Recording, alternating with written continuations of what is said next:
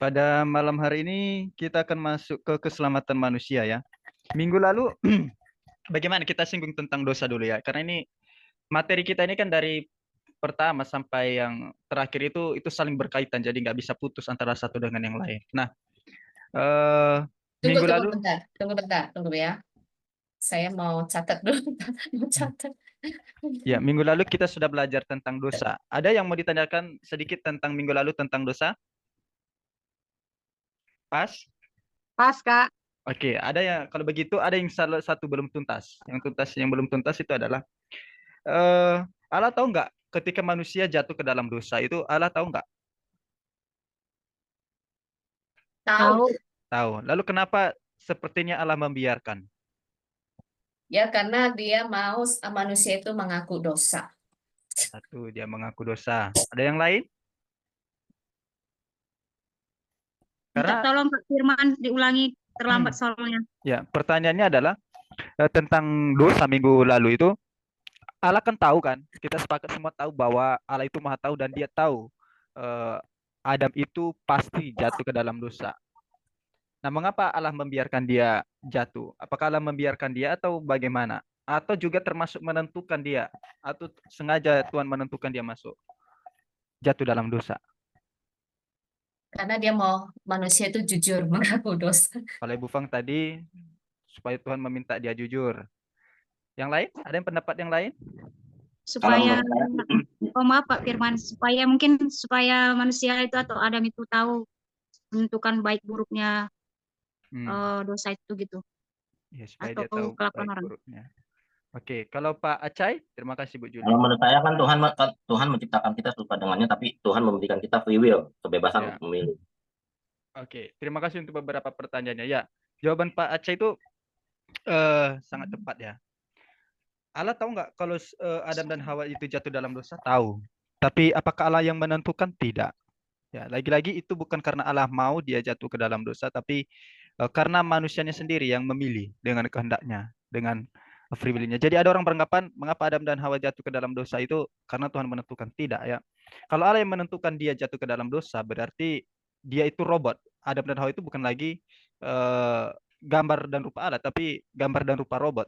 Nah, manusia itu diciptakan bukan berdasarkan gambar dan rupa robot, tetapi melainkan gambar dan rupa Allah. Jadi mengapa dia jatuh ke dalam dosa? Adam dan Hawa jatuh ke dalam dosa karena itu adalah pilihan bebasnya sendiri, keinginannya sendiri, bukan Allah yang menentukan dia jatuh ke dalam dosa. Kalau misalnya Allah yang menentukan dia jatuh ke dalam dosa, maka harusnya bukan Adam dan Hawa yang bertanggung jawab, tetapi Allah yang bertanggung jawab atas kejatuhan itu. Tapi kalau kita lihat dalam Alkitab, bukan Allah yang menentukan mereka jatuh ke dalam dosa, melainkan Allah itu yang manusia itu yang memilih jatuh ke dalam dosa sehingga tidak ada pertanggungjawaban daripada Allah. Jadi manusia itu mempertanggungjawabkan dirinya sendiri. Nah, kita kembali lagi ke sini ya. Sebelum kita masuk ke konsep keselamatan, apakah Allah wajib atau harus menyelamatkan manusia? Dan minggu lalu sudah disinggung sedikit bahwa Allah mencipta yang pertama adalah untuk menjawab pertanyaan ini, yang pertama yang perlu kita ketahui Allah menciptakan manusia itu segambar dan serupa dengan yang kudus, dengan Allah yang kudus. Jadi Allah itu diciptakan sempurna. Yang kedua adalah manusia diingatkan akibat kalau dia melanggar perintah Allah ada akibatnya. Nah, jadi apakah Allah wajib untuk menyelamatkan dia? Tidak, karena Allah sebelumnya sudah mengingatkan dia kalau dia makan buah itu maka dia akan mati. Sama seperti kita demikian. Jangan jangan masuk ke dalam kolam itu, nanti kamu basah. Nah, itu pilihan dia yang ada di kita. Jadi ketika kita masuk ke dalam kolam itu apakah orang lain wajib untuk menyelamatkan kita? Tidak. Menyelamatkan kita dari basah? Tidak. Karena kita sendiri sudah diingatkan sebelumnya. Selanjutnya adalah yang ketiga adalah manusia itu pilih karena pilihan bebasnya dia memilih untuk berdosa, bukan karena Allah menentukan dia atau mendorong dia, ayo berdosa. Tidak, justru Allah mengingatkan mereka. Dan yang keempat adalah manusia berdosa karena dia memilih berdosa, bukan karena Tuhan yang buat dia berdosa. Jadi apakah wajib menyelamatkan manusia yang berdosa? Tidak wajib. Jadi kalau Adam binasa itu bukan karena dorongan Tuhan, tapi melainkan karena pilihan bebasnya Adam dan Hawa. Jadi apakah Allah wajib menyelamatkan dia? Tidak, tidak wajib untuk menyelamatkan dia. Nah, meskipun demikian, meskipun Allah tidak wajib menyelamatkan manusia itu, tapi Allah memberikan kasih karunia-Nya kepada kita. Nah, kalau kita lihat juga apakah manusia itu sejak kekal itu ditentukan untuk masuk neraka atau tidak? Nah, kalau pernah nonton videonya si Brian Syawarta ya, dia nggak percaya bahwa eh, dia mengatakan demikian. Tidak mungkin Allah itu apa namanya tega ya memasukkan orang atau memiliki keinginan. Tidak mungkin Allah itu mempunyai keinginan manusia untuk masuk neraka. Nah, dari konsekuensi pendapat yang dia utarakan itu seolah-olah manusia masuk neraka karena keinginan Allah. Nah, kalau kita lihat dalam Matius 25 ayat 21 bahwa neraka sejak semula tidak diciptakan untuk manusia. Ya, neraka sejak semula tidak diciptakan untuk manusia. Minta tolong Pak Aceh baca Matius 25 ayat 41 yang ada di layar ini. Matius 25 ayat 41. Dan ia akan berkata juga kepada mereka yang di sebelah kirinya, enyahlah dari hadapanku, hai kamu orang-orang terkutuk. Enyahlah ke dalam api yang kekal yang telah sedia untuk iblis dan malaikat-malaikatnya. Amin. Amin. Jadi neraka itu, api yang kekal itu sedia untuk siapa? Untuk iblis kan? Dan malaikat-malaikatnya. Tidak ada untuk manusia di sini. Sejak kekal, sejak semula, neraka itu diciptakan untuk iblis dan malaikat-malaikatnya. Atau pengikut-pengikutnya. Bukan untuk manusia.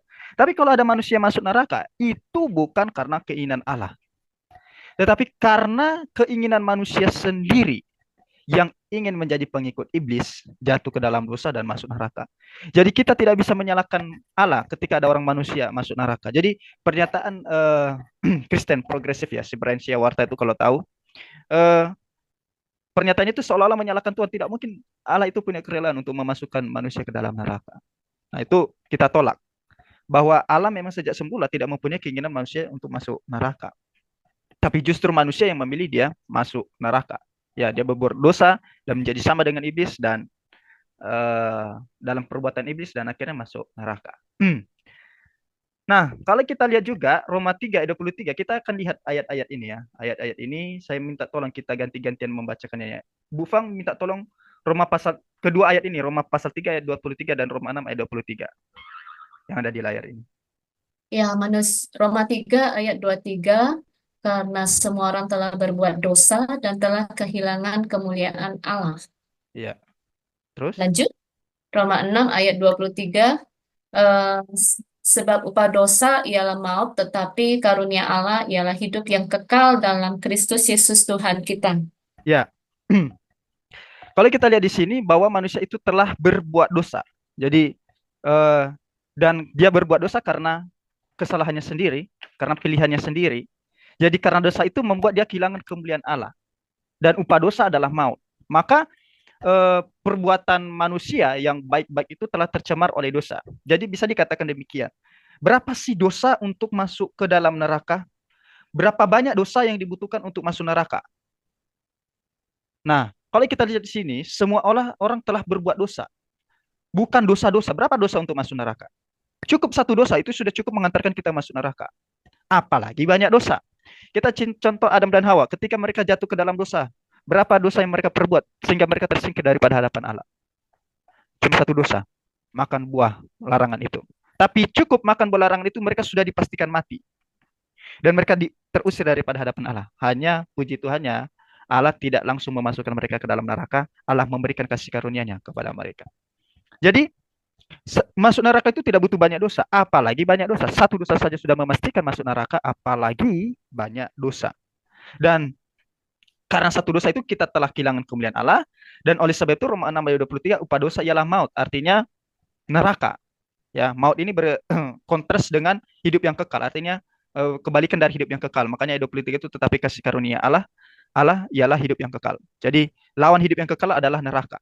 Ya, lawan dari surga adalah neraka. Jadi masuk neraka itu tidak cukup banyak dosa, cukup satu dosa sudah cukup menghantarkan kita masuk dalam neraka, apalagi banyak dosa. Sama seperti demikian, kalau kita juga ada air 1 galon murni ya, air 1 galon murni mineral. Kalau misalnya kita tetes satu air comberan, ngerti air comberan ya, air WC, satu titik saja, nggak usah banyak, 1 sendok, 2 sendok, nggak usah, satu titik saja. Kira-kira air 1 galon murni itu masih murni nggak?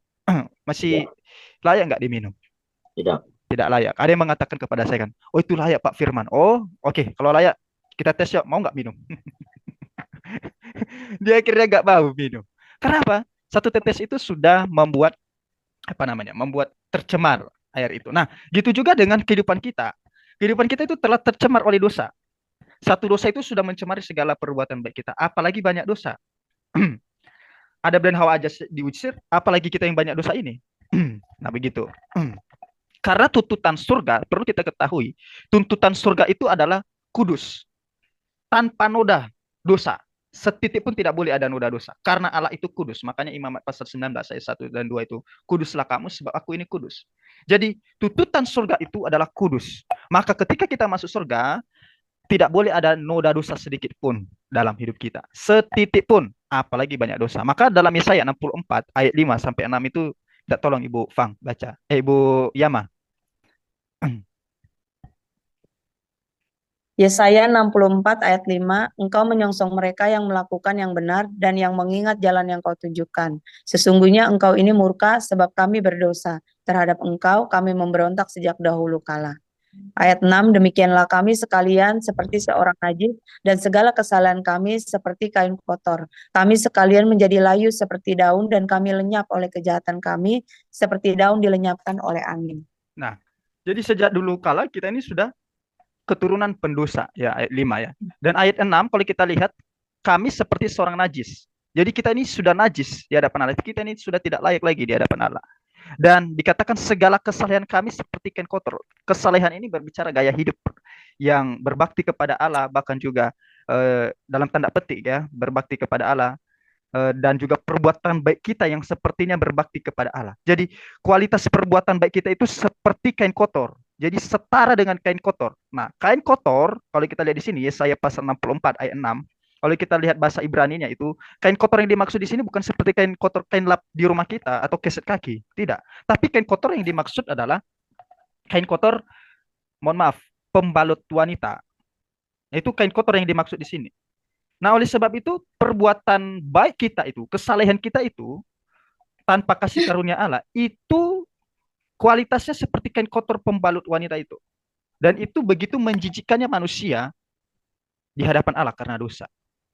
Karena kita tercemar oleh dosa. Dan itu adalah gambaran Alkitab. Ya, begitu tidak layaknya kita di hadapan Allah. Dan mengapa kita tidak layak? Bukan karena Allah membuat kita tidak layak, tidak. Tapi karena kita sendiri yang membuat kita tidak layak di hadapan Allah. Manusia yang membuat dirinya tidak layak di hadapan Allah. Allah sudah ciptakan dia baik-baik, bagus-bagus, sempurna adanya, tapi dia membuat dirinya terhina sendiri. Nah, oleh sebab itu, itulah gambaran manusia yang berdosa ya, yang berdosa. Oleh sebab itu, mari kita lihat juga tentang Yesus Kristus, tentang keselamatan. Kita masuk ke keselamatan. Bagaimana orang yang atau manusia yang telah tercemar oleh dosa ini, yang dipastikan masuk neraka. Jadi kita ini semua dipastikan masuk neraka loh Bapak Ibu. Tanpa Yesus Kristus ya. Semua manusia itu dipastikan masuk neraka. Tidak ada yang tidak. Satu dosa itu sudah memastikan masuk neraka. Nah, perlu kita ketahui, kita lihat dulu tentang Yesus Kristus. Ya, sebelum kita masuk kepada keselamatan, kita review kembali tentang Yesus Kristus. Yesus Kristus adalah Tuhan dan Allah. Maka di Yohanes pasal 1, saya lupa mencatat kitabnya ya. Tapi Yohanes pasal 1 ayat 1 sampai 3 yang pernah kita baca bersama-sama di pengajar tentang Allah Tritunggal, bahwa Yesus itu sebelum dia turun ke dalam dunia, dia adalah Sang Firman Allah. Jadi sebelum namanya jadi Yesus Kristus, namanya itu disebut Sang Firman Allah. Atau dalam bahasa Yunani adalah Sang Logos Allah. Di mana Sang Firman ini disebut sebagai anak. Mengapa disebut sebagai anak? Karena itu adalah gelar kemuliaan bagi Sang Firman atau bahasa kiasan bagi Sang Firman. Nah, sebelum dia menjadi manusia, dia disebut Sang Firman. Yesus Kristus ini adalah Tuhan dan Allah dalam keberadaannya sebagai Sang Firman Allah. Nah, maka kalau kita lihat dari Yohanes 1 ayat 14, Firman itu telah menjadi manusia dan diam di antara kita, dan kita telah melihat kemuliaannya, yaitu kemuliaan yang diberikan kepadanya sebagai anak tunggal Bapa, penuh kasih karunia dan kebenaran. Saya harap ini saya tidak perlu panjang lebar menjelaskannya. Nah, waktu dia menjelma menjadi manusia, namanya berubah menjadi Sang Yesus Kristus atau Sang Mesias, Yesus Kristus. Jadi nama ilahinya itu adalah sebelum dia menjadi manusia adalah Sang Firman Allah, tapi setelah dia turun ke dalam dunia, namanya dalam keadaannya sebagai manusia adalah Yesus Kristus. Nah, itu dia. Nah, oleh sebab itu Yesus Kristus adalah Tuhan dan Allah. Saya kasihkan contoh ya. Contoh ayatnya di Yohanes pasal 20, saya lupa. kitabnya saya tulis ya. Yohanes pasal 20 ayat yang ke-28 ayat 29 ini penegasan tentang Yesus Tuhan dan Allah. Thomas menjawab Yesus, "Ya Tuhanku dan Allahku." Mohon maaf ini ya. "Ya Tuhanku dan..." Thomas menjawab dia. Ini terjemahan Alkitab ayat yang terbuka ya. Tapi kalau di dalam terjemahan baru di LAI yang Alkitab kita pegang, ini yang di papan ini atau di layar ini adalah terjemahan ayat Alkitab terbuka. Thomas menjawab Yesus, "Ya Tuhanku dan Allahku." Yesus berkata kepadanya, "Apakah kamu sekarang percaya karena kamu telah melihat aku? Diberkatilah mereka yang tidak melihat tetapi percaya." Tapi kalau misalnya sebenarnya sama saja dari makna dari Yohanes pasal 20 ayat 28 sampai 29 di versi terjemahannya terjemahan baru itu saya bacakan. Thomas menjawab dia, "Ya Tuhanku dan Allahku." Ayat 29, kata Yesus kepadanya, "Karena engkau telah melihat aku, maka engkau percaya. Berbahagialah mereka yang tidak melihat namun percaya." Nah, itu sedikit penjelasan tentang Yesus Kristus ya, sedikit. Dan itu sudah pernah kita bahas sebelumnya. Saya harap semua jelas, nanti kalau ada yang bertanya silahkan bertanya. Nah, pertanyaan selanjutnya bagi kita semua adalah, bisakah Allah mengampuni atau memberikan kasih karunia-Nya kepada manusia tanpa harus menjalani salib? Coba dari kita bisa memberikan jawaban satu-satu. Bisakah Allah mengampuni kita tanpa harus menjalani salib? Atau Yesus Kristus tanpa harus, bisa nggak dia mengampuni tanpa harus menjalani salib? Mari, ada yang memberikan jawab? Tidak. Tidak. Oke, dari Ibu siapa tadi? Ibu Bu Dewi tadi ya? Tidak. Ya. Yang lain bagaimana? Ada yang setuju dengan Bu Dewi? Bisa, Tidak. kalau saya bilang bisa. Oh, kalau Bu Yama tidak, kalau Bu Fang bisa. Bisa. Oke, yang lain bagaimana? Tidak bisa. Wah, Pak Acai tidak bisa. Ada lagi jawaban lain? Bu Julianti? Kurang tahu, Bu. Kurang tahu. Iya, nggak apa-apa. Kalau saya kecil kasih tahu ya biar saya dekatkan headset saya. Nah, begini. Saudara-saudara kita agama-agama lain itu mengatakan cocok dengan logikanya Bu Fang, dan saya juga demikian dulu ya. Bisa nggak Allah mengampuni tanpa harus menjalani salib? Bisa aja. Bisa saja, logikanya kan bisa saja. Dia kan maha pengampun ya. Bukan hanya pengampun, tapi maha pengampun untuk itu. Secara logika, dan kita sudah belajar sifat-sifat Allah, bagaimana Allah itu yang mengasihi, maha pengampun, maha kasih. Secara logika bisa-bisa saja. Ya, secara logika kita. Itu kalau kita tidak merujuk kepada sifat yang lain, meniadakan sifat yang lain. Ya. Kalau kita meniadakan sifat Allah yang lain, maka bisa saja dia mengampuni. Nah, tetapi Alkitab mengatakan bahwa ketika Allah mengampuni, ketika dia memberikan kasih karunia-Nya, kasih pengampunannya, sifat pengampunannya atau sifatnya yang maha kasih itu tidak boleh bertentangan dengan sifat-sifat yang lain. Apa sifatnya yang lain? Itu sifat yang lain itu adalah kemahakudusannya, keadilannya, yang dimana tidak bisa kompromi dengan dosa. Nah, ketika dia mau mengampuni kita, keadilannya, kekudusannya harus tetap jalan. Tidak boleh dia mengampuni lalu mengabaikan sifat yang lain. Harus sejalan, harus seimbang. Karena Allah itu sempurna dalam sifat-sifatnya. Jadi Allah itu berhikmat, dan itu tidak boleh bertentangan dengan sifat-sifat yang lain. Masih ingat kalau pernah nonton podcastnya siapa ya? Donditan dengan Richard Lee kalau tidak salah, dengan Coki si Hotang, Coki apa namanya? Coki Pardede. Sitohang. Coki Sitohang. Oh, Coki si Tohang ya. Dan ketika logikanya siapa namanya? Logikanya si Donditan itu kan mempertanyakan, bisa nggak Allah menjadi manusia? Lalu dia kasih argumen, bisa nggak Tuhan menjadi iblis? Nah, itu logika falasinya atau kesalahan logikanya si Donditan yang tidak mampu memahami sifat Allah. Lalu bisa nggak Tuhan mengangkat batu bisa nggak Tuhan membuat batu yang dimana Tuhan itu tidak bisa mengangkatnya? Wah, itu kalau pernah nonton videonya itu, tapi Tuhan pakai ya, meskipun siapa Coki Sitohang itu ya, Coki Sitohang itu belum percaya kepada Yesus, tapi Tuhan mampu membolak-balikkan lidah orang ya. Dan di sana Coki si Tohang itu membuat apa ya? Siapa? Donditan itu terdiam ya. Loh, mengapa tidak bisa? Pertanyaannya bukan soal bisa atau tidak bisa, tapi apakah ketika dia melakukan itu bertentangan dengan sifat-sifat yang lain? Mengapa dia membuat batu? Kalau dia membuat batu yang tidak bisa diangkat, maka akan menentang sifatnya yang penuh hikmat. Tuhan kan itu bijaksana, tidak sebodoh ya. Bisa saya katakan tidak sebodoh dalam pikiran si Donditan. Ya, yang dimana Tuhan itu ngapain dia buat batu ngapain dia buat batu itu kan sia-sia.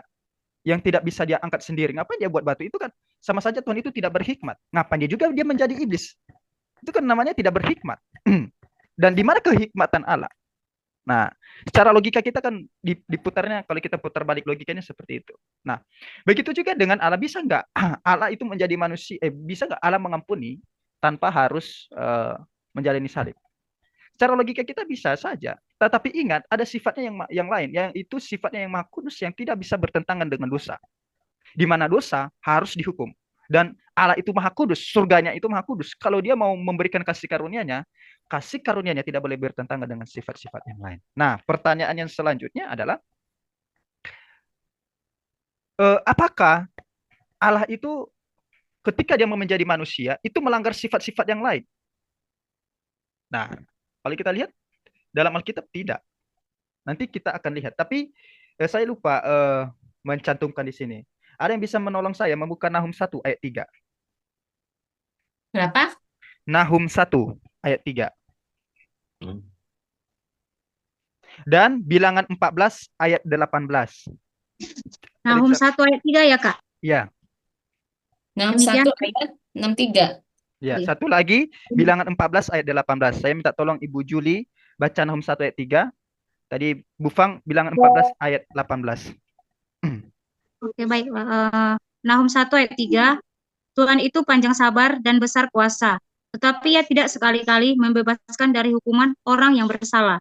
Ia berjalan dalam puting beliung dan badai, dan awan adalah debu kakinya. Amin. Amin. Jadi di ayat itu Tuhan itu panjang sabar dan besar kuasa. Nahum 1 ayat 3 kan. Tuhan itu kan panjang sabar, dia bisa mengampuni dosa, bahkan besar kuasanya. Untuk mengampuni dosa kita sebesar apapun 1 triliun pun dia bisa saja besar kuasa mengampuni dosa kita yang 1 triliun. Tapi ingat ayat selanjutnya, tetapi Ia tidak sekali-kali membebaskan dari hukuman orang yang Berdosa. Orang yang bersalah. Yang bersalah. Berdosa. Ya. Berdosa, bersalah sama. Sekarang kita masuk ke Bilangan 14 ayat 18. Minta tolong Bu Fang. Bilangan 14 ayat 18. Tuhan itu berpanjangan sabar dan kasih setianya berlimpah-limpah. Ia mengampuni kesalahan dan pelanggaran, tetapi sekali-kali tidak membebaskan orang yang bersalah dari hukuman. Ya, stop. Jadi Tuhan itu panjang. Bayangkan ya di Bilangan 14 ayat 18 itu ada 4 poin nih. Tuhan itu panjang sabar, kasih setianya berlimpah-limpah.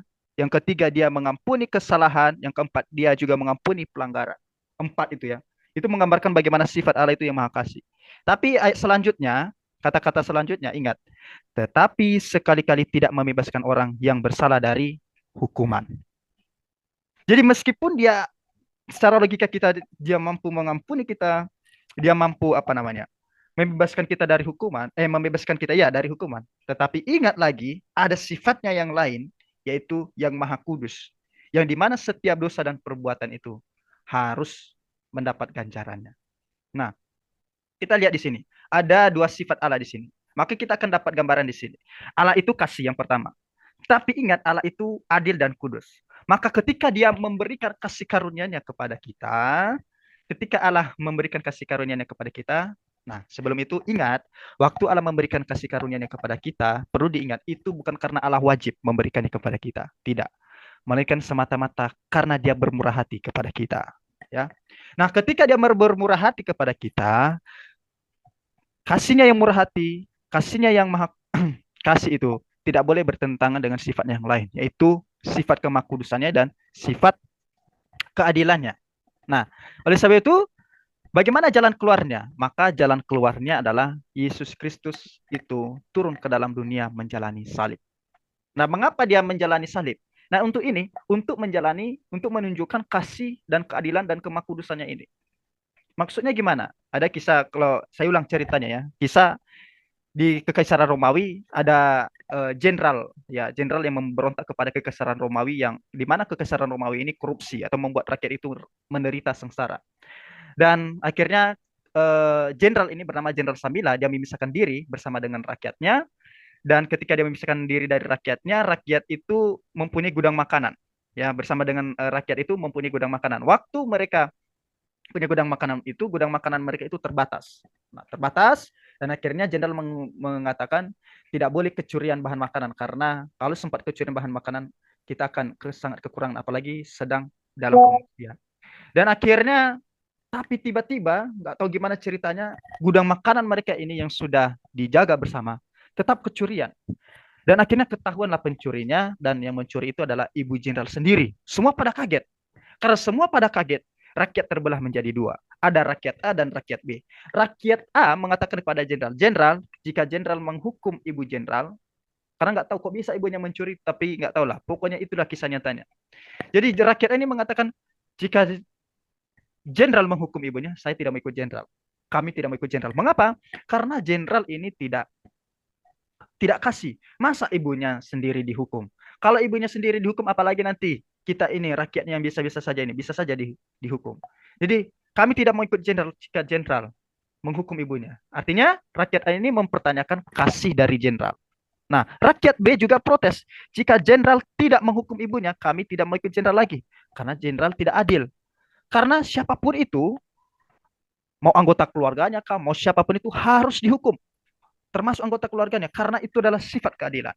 Dan akhirnya jenderal mengatakan kepada rakyat, hukuman akan tetap dilaksanakan. Nah, akhirnya mereka berkumpul di aula. Ketika mereka berkumpul di aula, jenderal mendatangi ibunya dan membawa ibunya ke kursi singgasana kejeneralan. Dan di depan algojo, dia mendatangi algojonya, dan dia mengatakan kepada algojonya, silakan cambuk saya. Dan hukuman cambuk waktu itu adalah 50 kali cambukan. Dan akhirnya jenderal ini dicambuk 50 kali cambukan. Pertanyaannya, dan ibunya itu tidak jadi dicambuk. Pertanyaannya, apakah dia menunjukkan kasihnya kepada jenderal ini, menunjukkan kasihnya kepada ibunya? Apakah dia menunjukkan kasihnya kepada ibunya? Menunjukkan. Ya, menunjukkan ya. Ya. Menyatakan kasih. Tapi apakah keadilan Adil. Adil. dijalankan? Jalankan. Dijalankan. Tapi keadilan dijalankan, hukuman tetap dijalankan, tapi yang menjalani adalah jenderal sendiri. Wah, semua rakyat tidak bisa protes. Mau rakyat A, rakyat B tidak bisa protes. Mereka malah sedih melihat kebijaksanaan jenderal.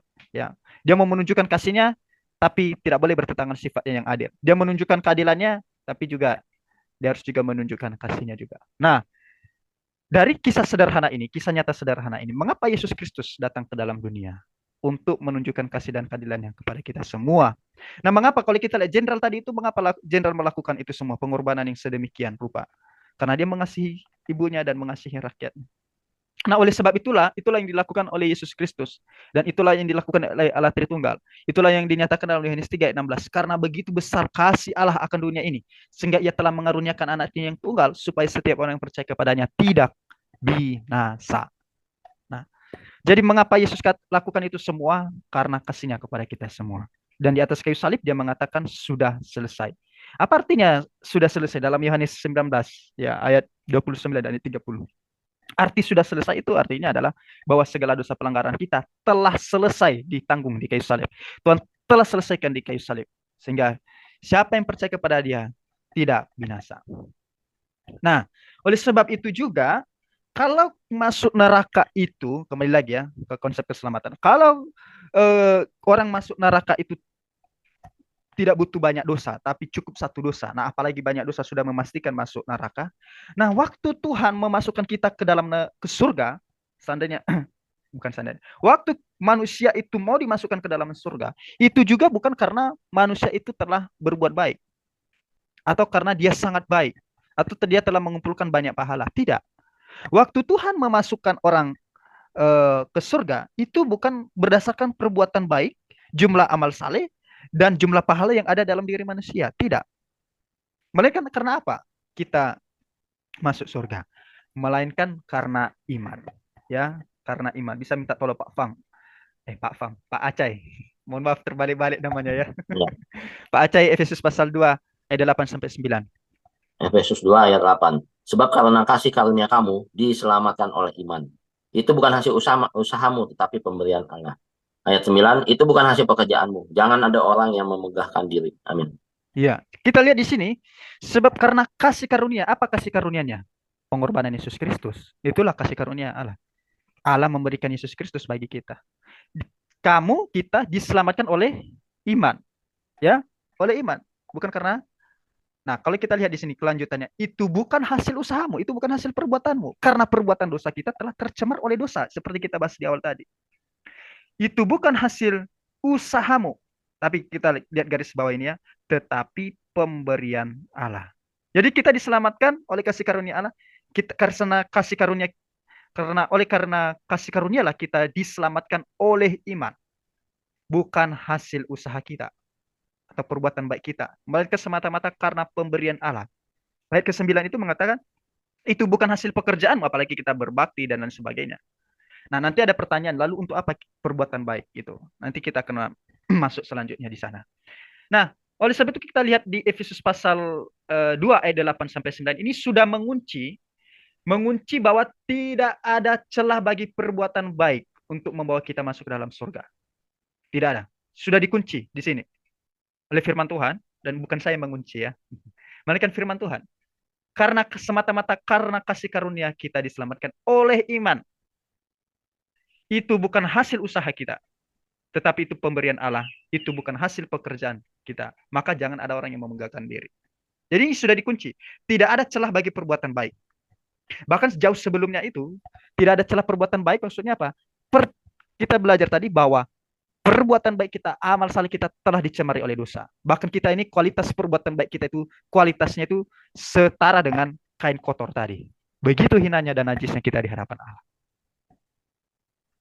Jadi, karena iman, masih ada ayat lagi, Roma pasal 1, ayat 16 sampai 17, saya minta tolong Kak Wida membacakannya.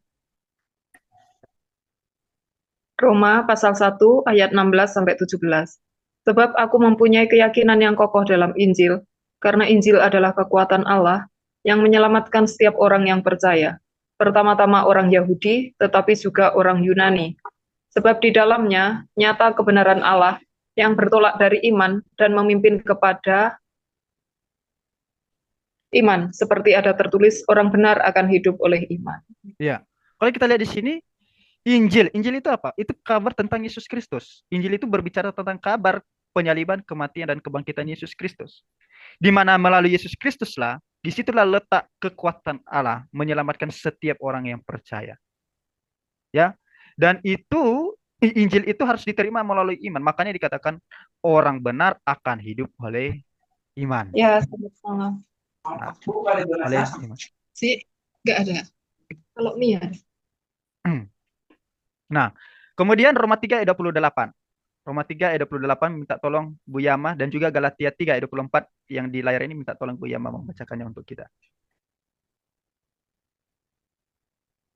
Roma 3 ayat 28, karena kami yakin bahwa manusia dibenarkan karena iman dan bukan karena ia melakukan hukum Taurat. Galatia 3 ayat 24, jadi hukum Taurat adalah penuntun bagi kita sampai Kristus datang supaya kita dibenarkan karena iman. Ya, kalau kita lihat di sini, kita dibenarkan karena iman, bukan karena melakukan hukum Taurat. Hukum Taurat itu kan perbuatan baik ya. Ada jangan membunuh, jangan mencuri, akulah Tuhan Allahmu, jangan ada lain daripadaku. Ingat dan kuduskanlah hari Sabat. Jangan menyebut nama Tuhan dengan sembarangan, jangan berzina. Nah, kalau kita lihat di sini, bukan karena melakukan semua itu kita diselamatkan. Atau bukan karena melakukan semuanya itu kita dibenarkan. Ya. Hukum Taurat kan perbuatan baik ya. Merupakan bagian dari perbuatan baik, dan hukum Taurat itu baik. Ya. Tetapi bukan karena itu kita dibenarkan. Melainkan karena iman kita dibenarkan. Semata-mata kita dibenarkan karena iman. Artinya tidak ada celah perbuatan baik untuk membawa kita dibenarkan di hadapan Allah. Karena segala perbuatan baik kita telah tercemar oleh dosa. Galatia 3 ayat 24 juga mencatat, kita dibenarkan karena iman. Ya, kita dibenarkan karena iman. Lagi-lagi Roma 5 ayat 1 Ya, Roma 5 ayat 1 ayat 16 ini salahnya. Roma 5 ayat 1 mengatakan, sebab itu kita yang dibenarkan karena iman. Ya. Kemudian Galatia 2 ayat yang ke-16 dikatakan, kamu tahu bahwa tidak seorang pun yang dibenarkan karena melakukan hukum Taurat. Ya, di sini. Galatia 2 ayat 16. Tidak, kamu tahu bahwa tidak seorang pun yang dibenarkan karena melakukan hukum Taurat. Nah, hukum Taurat itu kan hukum atau aturan perbuatan baik yang sangat ketat ya. Ada kumpulan perbuatan baik yang sangat ketat. Bahkan menurut saya, peraturan yang paling ketat itu adalah hukum Taurat dibanding dengan hukum-hukum agama lain ya. Kalau kita lihat, kita baca dengan seksama, kalau kita lihat dalam, bagi kita yang sudah mungkin nggak tahu sekarang di kitab bilangannya, kitab bilangan. Dan kalau kita lihat dalam Kejadian, Keluaran, Imamat, Ulangan, bilangan, dan sudah sampai kitab bilangan ya. Kalau kita lihat di sana ada berbagai macam aturan yang harus dijalankan oleh umat manusia di sana. Dan itu sangat ketat sekali untuk menjaga diri manusia itu tidak tercela dengan bangsa-bangsa lain. Tetapi kalau kita lihat di sana, bukan tidak di ayat Galatia 2 ayat 16 ini, bahwa tidak seorang pun yang dibenarkan oleh karena melakukan hukum Taurat yang begitu ketat ya. Tetapi oleh apa kita dibenarkan?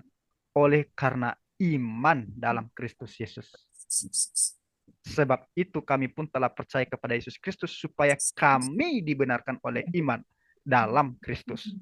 Dan bukan oleh karena hukum Taurat. Atau dengan kata lain, bukan karena perbuatan baik yang sangat ketat. Sebab tidak seorang pun yang dibenarkan oleh karena melakukan hukum Taurat.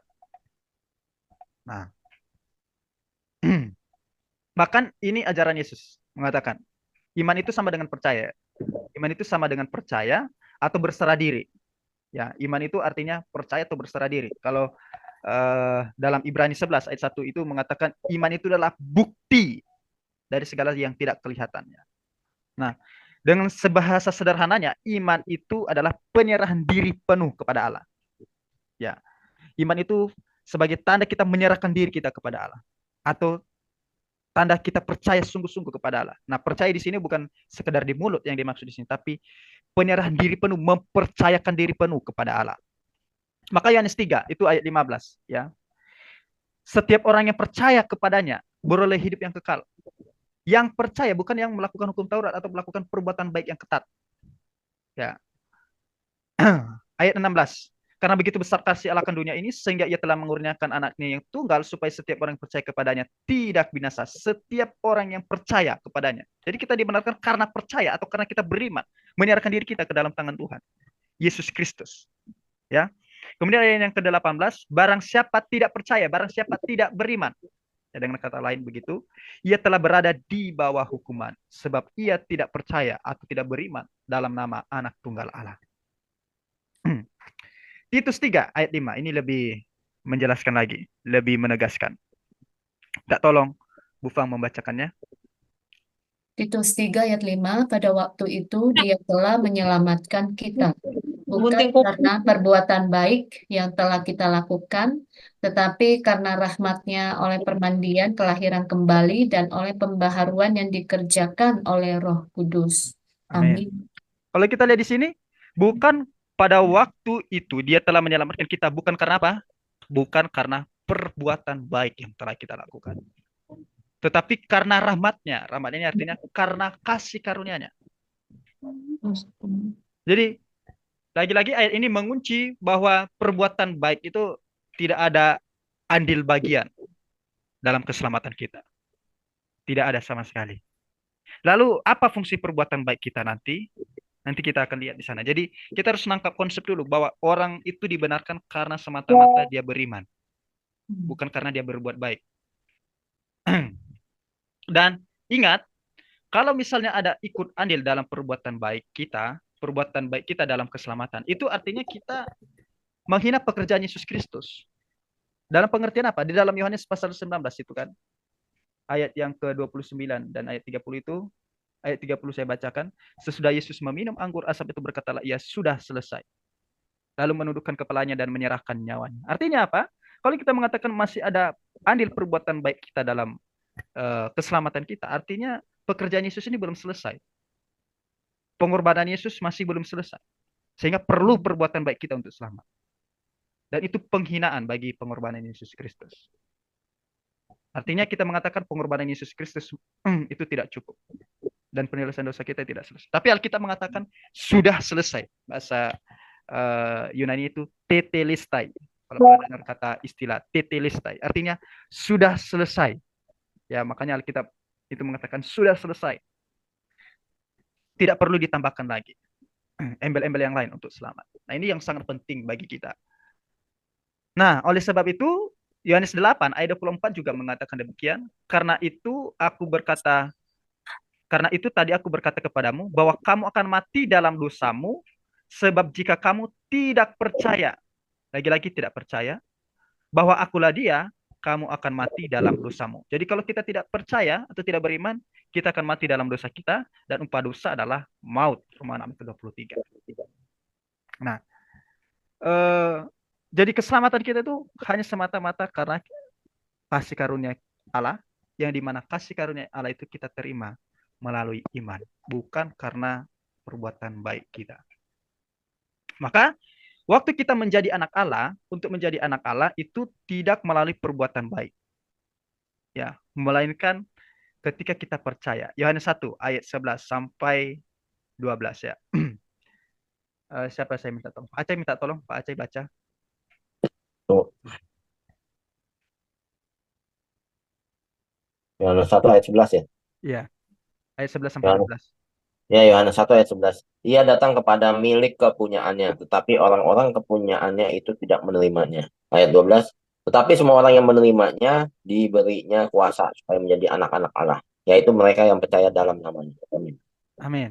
Jadi kapan kita menjadi anak Allah? Bukan karena kita berbuat baik, melainkan semua orang yang menerimanya diberinya kuasa supaya menjadi anak Allah, yaitu mereka yang percaya dalam namanya. Dalam podcast, saya teringat lagi dalam podcastnya siapa?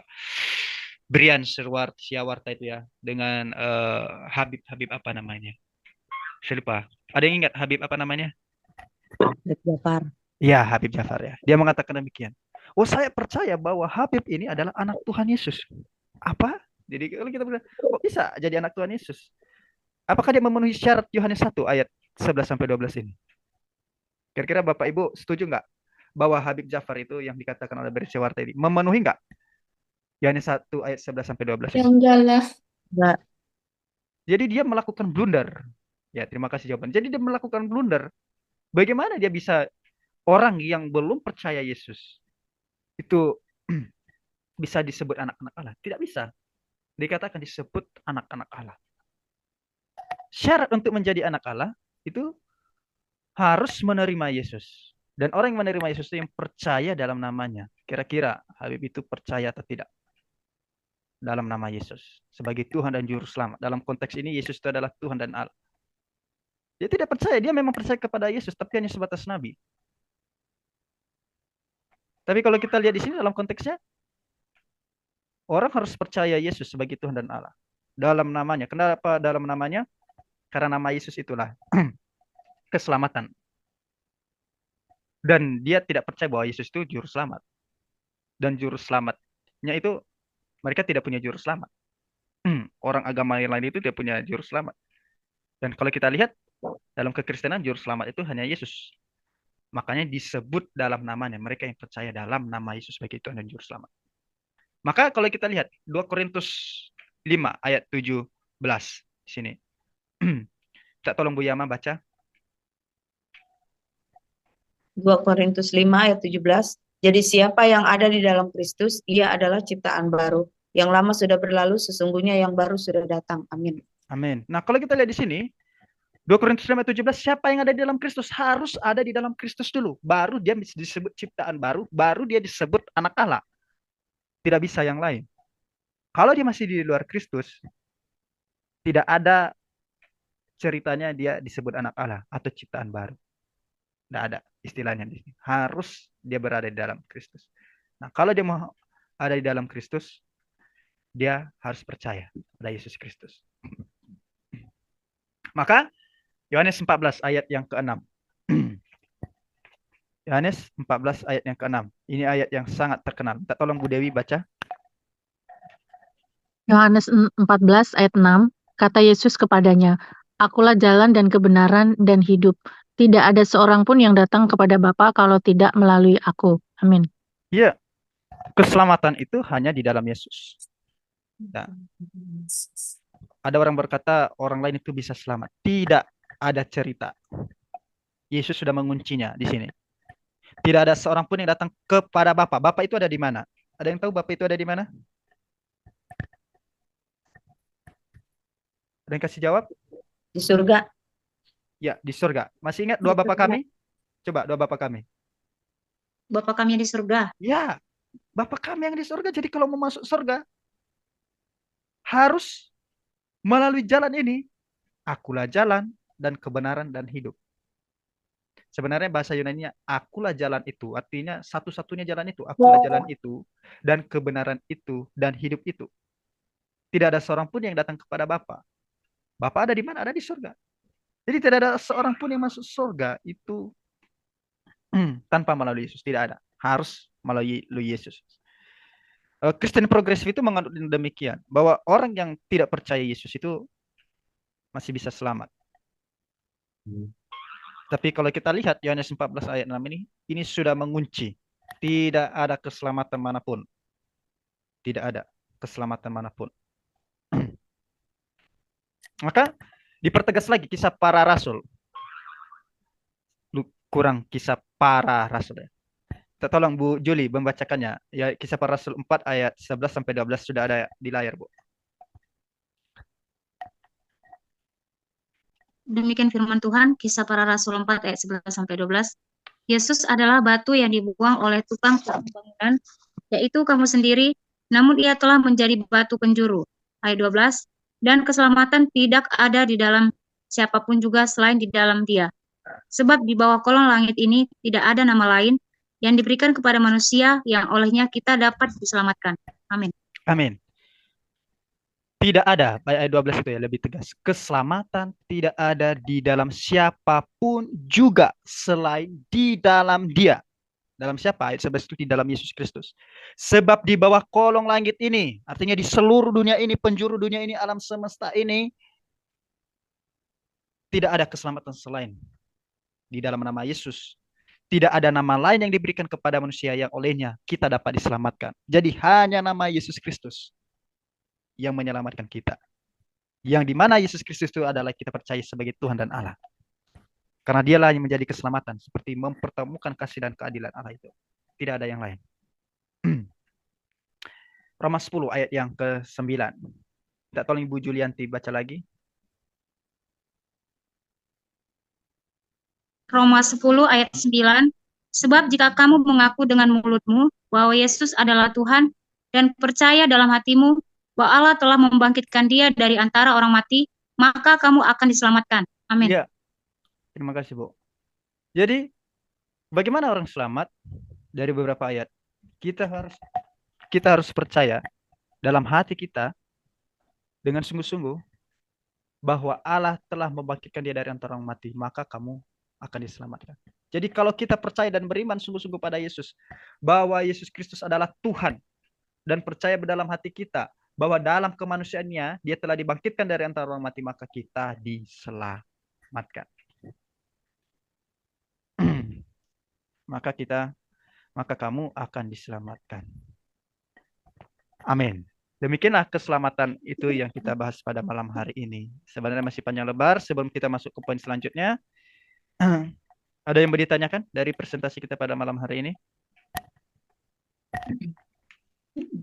Mau tanya dong, Kak Firman tadi apa arti sudah selesai yang tetelestai itu apa tadi? Apa itu? Belum sempat ini. Tetelestai itu artinya sudah selesai, Bu. Sempurna. Bawa segala dosa apa sih tadi? Oh ya, bahwa segala dosa pelanggaran kita itu telah selesai. Oh, Telah selesai ditanggung oleh Yesus Kristus. Nah, oke. selesainya bagaimana? Maksudnya begini, tapi jangan dipotong ya. Perhatikan ini baik-baik. Sudah selesai itu dalam pengertian apa? dalam pengertian bahwa dosa masa lalu kita, dosa sekarang, dan dosa yang akan datang, yang akan kita lakukan, itu juga sudah selesai ditanggung oleh Yesus Kristus. Saya ulangi ya, tapi jangan dipotong karena masih ada kelanjutannya. Dosa masa lalu, dosa masa sekarang, dan dosa yang akan datang yang dilakukan oleh umat manusia itu telah selesai di kayu salib. Sempurna, sudah selesai. Dan itu artinya keselamatan sudah disempurnakan oleh pengorbanan Yesus Kristus. Nah, artinya sudah bebas berbuat dosa dong. Nah, ada namanya hyper Calvinis. Itu artinya mereka beranggapan karena dosa masa depan sudah ditanggung setelah selesai juga ditanggung oleh Yesus Kristus, maka tidak perlu lagi pengakuan dosa. Nah, maksudnya begini. Saya kasih contoh sederhananya begini. Yesus kan mati untuk semua orang. Waktu Yesus mati untuk semua orang, apakah semua orang langsung otomatis selamat? Tidak selamat. Harus beriman kepada Yesus supaya dia selamat. Nah, waktu Yesus tanggung dosa kita, dosa masa lalu, dosa masa sekarang, dan dosa yang akan datang, apakah langsung, apa artinya? Langsung kita terima? Tidak. Harus beriman. Nah, bagaimana kita yang sudah beriman? Apakah dosa masa lalu sudah selesai? Betul, memang sudah selesai, sudah ditanggung oleh Tuhan Yesus. Dosa masa yang akan datang itu betul sudah ditanggung oleh Tuhan Yesus. Atau dosa masa depan betul sudah ditanggung oleh Tuhan Yesus. Tetapi ingat, supaya pengorbanan Yesus itu yang telah Tuhan selesaikan, Tuhan sempurnakan, bahkan pengorbanan Yesus, penghapusan dosa di masa depan itu sampai kepada kita, maka kita perlu beriman setia, artinya iman yang setia terus-menerus kepada Yesus Kristus. Nah, kalau dia beriman setia dan terus-menerus kepada Yesus Kristus, maka pengorbanan Yesus Kristus setiap hari itu tergenapi dalam hidupnya. Nah, artinya juga kalau dia sudah beriman kepada Yesus Kristus dan terus-menerus beriman kepada Yesus Kristus, setia dia sampai mati, dia beriman sungguh-sungguh kepada Yesus Kristus, maka itu juga mengunci dia untuk tidak berbuat dosa. Meskipun Tuhan Yesus telah menyelesaikan segala dosa pelanggarannya, baik dosa masa lalu, masa sekarang, dan masa yang akan datang. Dan itu sudah mengunci dia juga. Kalau dia beriman sungguh-sungguh kepada Yesus Kristus, mengunci dia juga pasti akan benci dosa. Ya, karena orang yang beriman kepada Yesus Kristus, dia pasti benci dosa. Tidak mungkin tidak benci dosa. Nah, sampai di sini dulu untuk penjelasannya itu. Bagaimana Bu Fang? Iya, Pas? iya paham. Ya, ngerti ya maksudnya. Sebelum kita masuk ke iman, karena ini butuh konsentrasi yang penuh. Kalau nggak bisa sesat nanti atau salah memahami tentang keselamatan yang diberikan oleh Yesus Kristus. Nah, begini. Sebelum kita masuk ke antara perbuatan, apa fungsi perbuatan kita? Pertanyaannya selanjutnya adalah bagi kita semua adalah, bagaimana dengan keselamatan orang-orang yang tidak pernah mendengar Yesus Kristus? Mereka selamat atau tidak? Nah, itu tuh. Saya Gimana? pernah mendengar katanya diukur dengan ukuran pada zaman itu, contohnya dengan hati nurani begitu ya. Terus Bu? Iya, jadi makanya mungkin justru ini juga saya ingin bertanya gitu. Manusia pada zaman sebelum ada Yesus bagaimana gitu kan? Katanya diukur menurut apa hati nurani gitu. Nah, ini maksudnya bagaimana?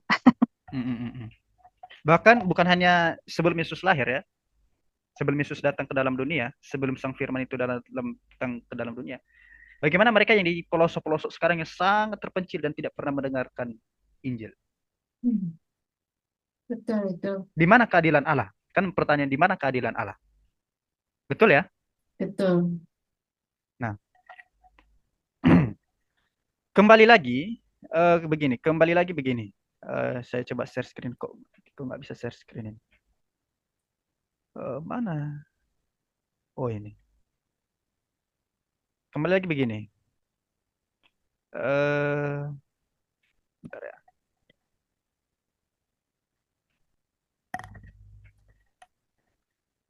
Saya harap semua sabar ya, karena malam ini nggak main-main juga.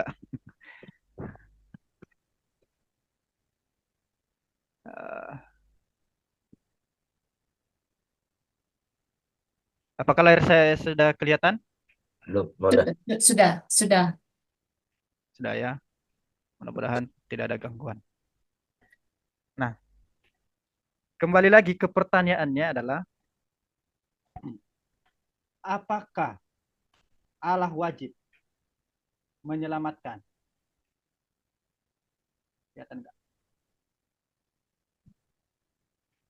Apakah Allah wajib menyelamatkan? Menyelamatkan manusia berdosa? Jawabannya adalah, kan pertama kita tahu bahwa yang pertama, manusia itu berdosa karena kesalahannya. Jadi apakah wajib Tuhan menyelamatkan manusia yang berdosa? Tidak. Tidak. Tidak. Ya. Jadi bagaimana dengan orang-orang Florso di sana? Apakah wajib Allah menyelamatkan mereka yang tidak pernah mendengar Injil? Tidak. Jawabannya adalah tidak.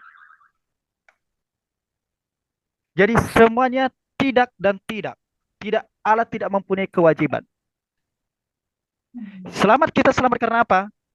Karena kasih karunia atau grace. Ya. Nah, tetapi kok Allah memberikan kasih karunia-Nya? Ingat, kalau dia menyelamatkan karena kewajiban, itu bukan lagi kasih karunia. Kalau dia menyelamatkan karena kewajiban, itu bukan lagi kasih karunia. Tapi itu adalah upah atau timbal balik, sama seperti apa namanya ya? Sama seperti seorang pekerja, dia memperoleh upah karena apa? Apakah dia karena kasih karunia? Tidak, karena dia bekerja. Tapi kita sudah baca tadi di Efesus pasal 2 bahwa kita selamat itu karena kita semata-mata karena Tuhan memberikan kasih karunia-Nya pada kita. Mana tadi itu ya?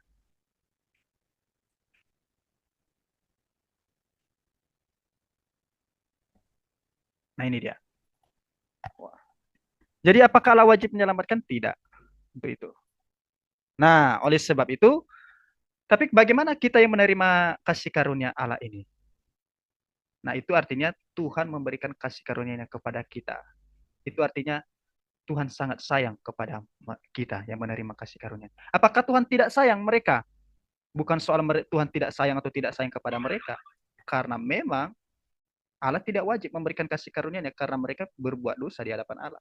Dan ingat, apa maksudnya tadi menghakimi dengan hati nurani? Nah, kalau kita lihat di dalam Roma pasal 2 ya. Kita buka Roma, coba kita lihat Roma pasal 2. Roma pasal 2 ayat 15.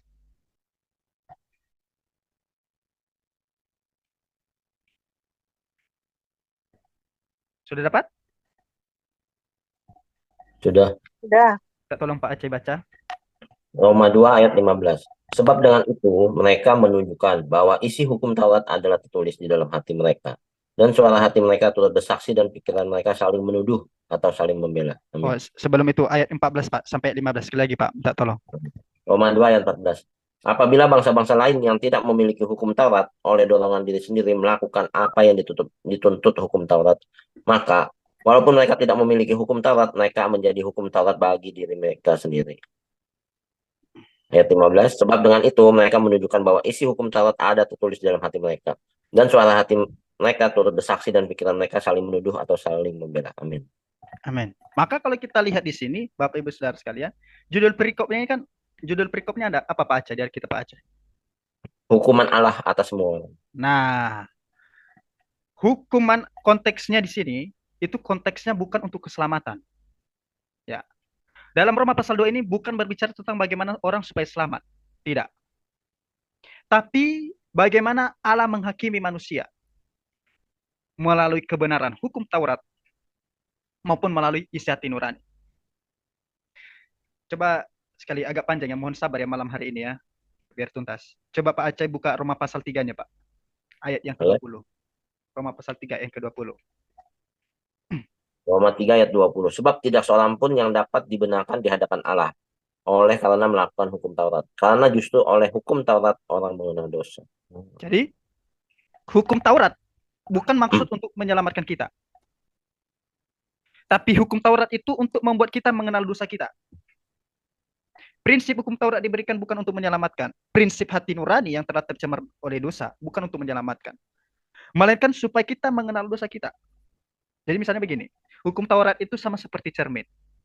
Kalau kita jatuh dari motor, kemudian jatuh dari motor, dan karena kita tidak punya cermin, kita tidak tahu wajah kita ini yang bonyok-bonyok yang mana, yang jelek-jelek itu bagaimana.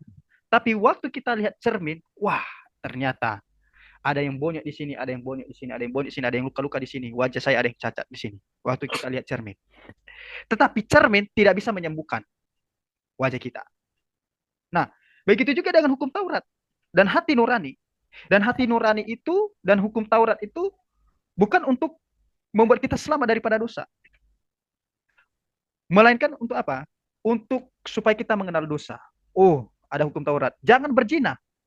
Itu menyadarkan kita bahwa kita ini sering berzina. Bahwa kita pernah berzina.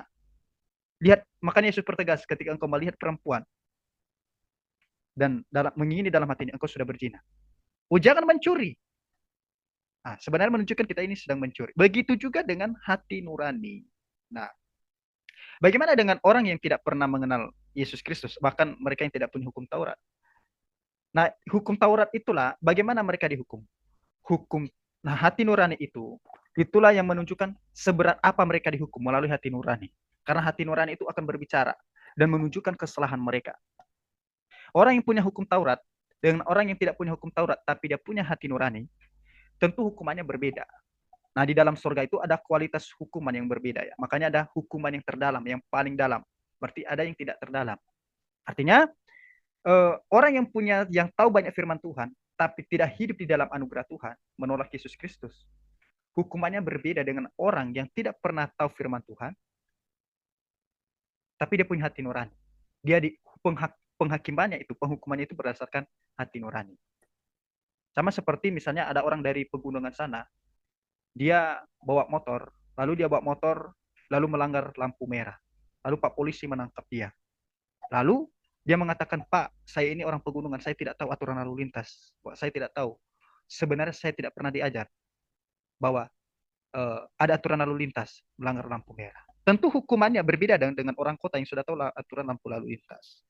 Karena Allah itu maha adil. Jadi hati nurani bukan untuk membuat kita selamat. Hukum Taurat juga bukan untuk membuat kita selamat. Tapi menyadarkan kita ini orang berdosa. Dan kita ini tidak layak di hadapan Allah. Ya, begitu Bu Dewi. Gimana Bu Dewi? Dan yang lain? Iya, terima kasih Kak. Ya, terima kasih. Iya. Butuh diulang lagi ntar. Terima kasih Kak. Iya. Jadi, apakah orang kembali lagi ke topik pertanyaan. Apakah orang yang tidak pernah mendengar Injil secara khusus di zaman sekarang ya, di zaman sekarang yang di pelosok sana itu diselamatkan? Tidak. Nah, bagaimana nasib mereka?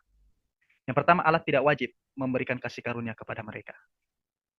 Bukan hanya kepada mereka, tetapi kepada kita. Maka kalau kita terima kasih karunia itu dari sekian banyak miliar, kalau kita bisa menerima kasih karunia itu, maka itu anugerah yang sangat-sangat besar bagi kita.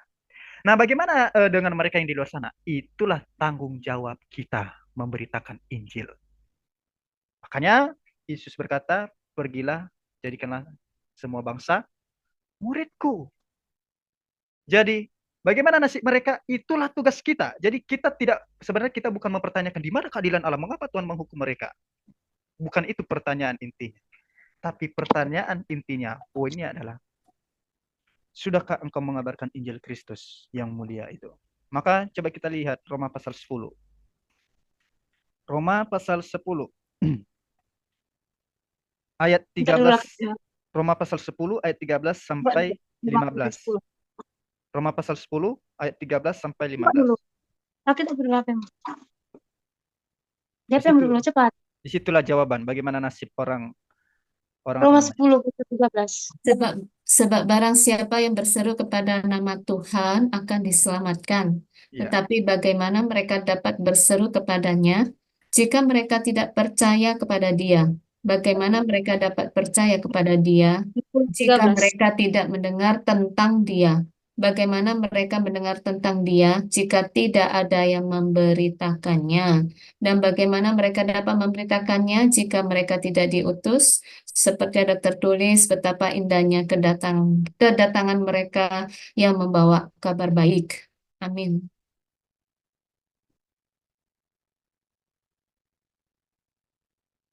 Di mute. Oh ya. Jadi itu tugasnya siapa? Jangan mempertanyakan. Jadi manusia yang kita ini yang percaya, jangan mempertanyakan keadilan Tuhan di sana kepada mereka. Tapi bertanyalah kepada diri sendiri dan kepada gerejanya, apa yang gerejanya perbuat dan apa yang kita perbuat melalui gereja kita terhadap orang-orang yang demikian. Maka kalau kita balik ya dari ayat 5 kan tadi dari ayat 13 sampai 15 ya. Sekarang dari ayat 15 kita ya. Bagaimana mereka dapat memberitakan? Jadi ada yang memberitakan jika tidak diutus. Jika mereka tidak diutus. Jadi harus ada yang mengutus. Ayat 15 itu. Kalau ada yang diutus, maka ada yang memberitakan. Kalau ada yang memberitakan, maka ada yang mendengar. Ya kan? Ayat 14. Kalau ada yang mendengar, mereka ada yang percaya. Kalau mereka percaya, mereka bisa berseru kepada nama Yesus. Kalau mereka bisa berseru kepada nama Yesus, maka ayat ke-13 mereka diselamatkan. Wah, itu dia berkenaan dengan keselamatan mereka. Jadi nasib mereka jangan pertanyakan kepada Allah, tapi tanya kepada diri kita. Makanya para misionaris itu perjuangannya tidak mudah. Ada misionaris di Papua itu pertama kali. Misionaris saya tidak tahu namanya, saya lupa namanya. Tapi dengar ceritanya, dia waktu memasuki tanah Papua, dia tidak tahu bahasa apapun. Tapi dia mengatakan dalam nama Bapa, Putra, dan Roh Kudus. Injil disebarkan di tanah Papua.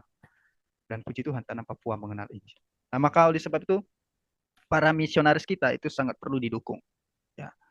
Kalau yang ada persembahan misi di gereja, itu perlu kita dukung. Dan gereja kita perlu kita gerakan untuk misi. Supaya jiwa-jiwa banyak yang dimenangkan kepada Yesus Kristus. Untuk itu. Seperti saya ini di pelosokan ini, ya, saya mencoba berjuang untuk yang di pelosok-pelosok ini untuk menyatakan Injil. Dan itu tidak mudah. Ya, ada tantangan masyarakat, apalagi berbeda iman, itu tidak mudah. Maka butuh perjuangan yang serius untuk itu. Oke, ada lagi untuk itu?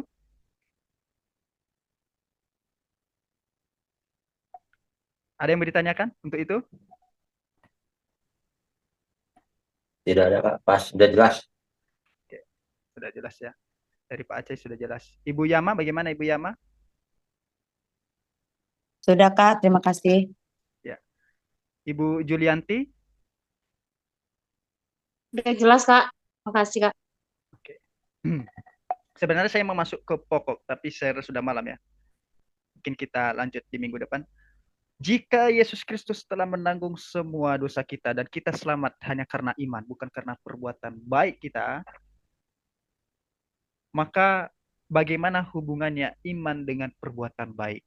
Sebenarnya saya sudah jelaskan sedikit tadi, tapi akan saya bahas poin khusus kalau minggu depan. Kalau misalnya saya bahas malam ini nampaknya agak kemalaman.